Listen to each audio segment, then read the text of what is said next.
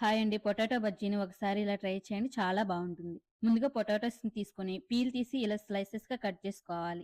ఇలా కట్ చేసుకున్నాక సాల్ట్ వాటర్‌లో వేసి 2, 3 సార్లు వాష్ చేసుకోవాలి. ఇలా వాష్ చేసుకోవడం వల్ల బ్లాక్‌గా రాకుండా ఉంటుంది. వాష్ చేసి క్లాత్ మీద తడి లేకుండా ఆరబెట్టుకోవాలి. వీటిని ఒక ప్లేట్‌లోకి తీసుకొని పక్కన పెట్టుకోండి. ఇప్పుడు ఒక మిక్సింగ్ బౌల్ తీసుకొని ఒక కప్పు శనగపిండి, ఒక స్పూన్ బియ్యపిండి, రుచికి సరిపడినంత ఉప్పు, హాఫ్ టీ స్పూన్ కారం, హాఫ్ టీ స్పూన్ వాము, సన్నగా తరిగిన కొత్తిమీర, తురుముకున్న చిన్న అల్లం ముక్క, పావు టీ స్పూన్ వంట సోడా వేసి ఒకసారి బాగా కలుపుకోవాలి. ఇప్పుడు కొంచెం కొంచెం నీళ్లు పోసి దోసపిండి మాదిరిలాగా కలుపుకోవాలి. ఇలా స్పూన్ కి కోటింగ్ అయ్యేలాగా కలుపుకోవాలి. నెక్స్ట్ హీట్ అయిన ఆయిల్లో ఒక్కొక్క పొటాటో స్లైస్ ని తీసుకొని శనగపిండిలో డిప్ చేసి ఆయిల్లో వేసుకోవాలి. వీటిని మీడియం ఫ్లేమ్ లోనే డీప్ ఫ్రై చేసుకోవాలి. వేసిన వెంటనే తిప్పకుండా 1 నిమిషం ఆగి రెండో వైపు తిప్పి గోల్డెన్ కలర్ వచ్చేంత వరకు ఫ్రై చేసుకోవాలి.